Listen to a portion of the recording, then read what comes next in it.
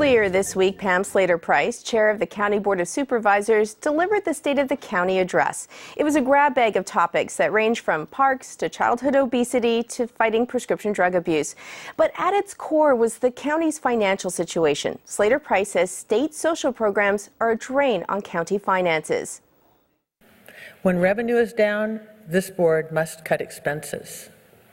But the difference is the state continues to mandate expensive programs without providing all the funding, and the legislature expects counties to make up the difference. Philosophically, I disagree with those office holders who believe the public demands more programs. I think the public demands honesty. You elected us to balance the budget, not to spend more money than we have.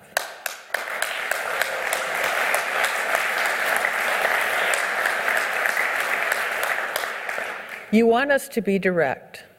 If we don't have the money for new programs, you want us to tell you so. Yet our state government continues to throw money at all problems in the hopes of solving every societal issue known to mankind. They are draining the taxpayers and our state dry.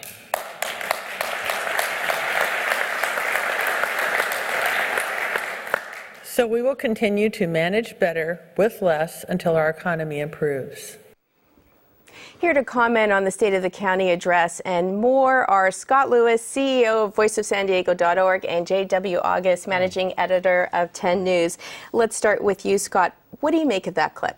Well, she says they don't want to spend money on things they can't afford, but that didn't really apply in 2002 when they decided to give themselves and their employees millions of dollars, turns out hundreds of millions of dollars in a retroactive pension benefit that we're going to pay for the next couple of decades. We used to not put any money in that fund. Now it's several $100 million every year, and it's turning into a huge problem, and that's why we don't have money for some of the other things that she says that we need. So. JW? And the state's a handy whipping boy. You can always blame those guys in Sacramento. Look what idiots they are, and look what they're doing to us.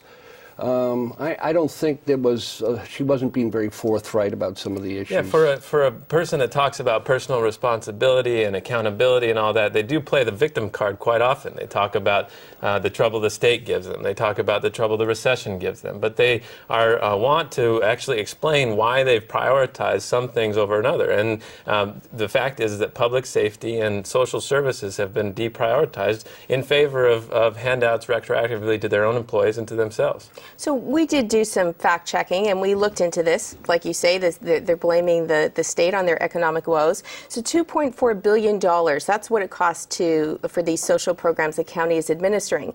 They were cut by $11 million. So out of that $2.4 billion, the county received $11 million less for those programs. However, they do have a $60 million surplus right now. So how are taxpayers to reconcile what Slater-Price says with the budget numbers? Well, I think that, they do balance what they do, I think, quite well. And she was right. They balance their budget. The problem is that they are investing their money in things that I think people are questioning more and more right now. And I think that that's what they're going to have to deal with the fact, like I said, a pension benefit that's costing several $100 million a year, things like the slush fund that each supervisor get. They are not prioritizing public safety and social welfare. And, they say they philosophically disagree with those programs. Does that mean they philosophically agree with retroactive pension benefits that they can't afford? I don't know, but that's what they're implying. Let's talk about that disagreement with these programs, that message of anti-welfare programs. On behalf of the supervisors, do you think that reflects the community, the politics of this community? Well, I think it reflects some of their constituents and maybe some of the powerful ones that have their ears. But I think by and large, most San Diegans feel that if you're entitled to food stamps, you should have food stamps. If you should be working in a CalWorks program, you should be able to have that opportunity without investigators coming to your house. Only in San Diego County does things like that happen. Well, and they've decided to declare war on people who request these benefits. But yet, like I said, they are not holding themselves to the same standard when it comes to what they hand themselves and to their employees. And look, that's fine if that's what you want to prioritize. But she's talking about being honest in the way that things are being spent. spent right now, and that's how it's being spent. The money is going to themselves and their employees, which are a much easier political group to pay off than the poor people.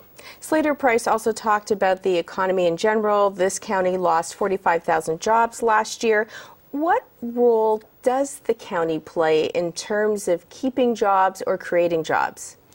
Well, I think one role they play is the food stamps. If they were to increase enrollment by the, to standards that were at all comparable to other places, they might invest money into the economy. That's the point of those. And there's other ways. They're building things. They're approving development. They're deciding how the county should look. And there's some question about whether they're doing that right or not, but that's for the voters to decide. Final word on this state of the county address. Well, and they don't have that much responsibility. If the truth be known, the City Council, San Diego City Council, has to make a heck of a lot more difficult calls because they're dealing with a myriad of issues. These guys get money for this they're mandated by the state, but they also get money from the state to take care of a lot of these programs. So they're caretakers.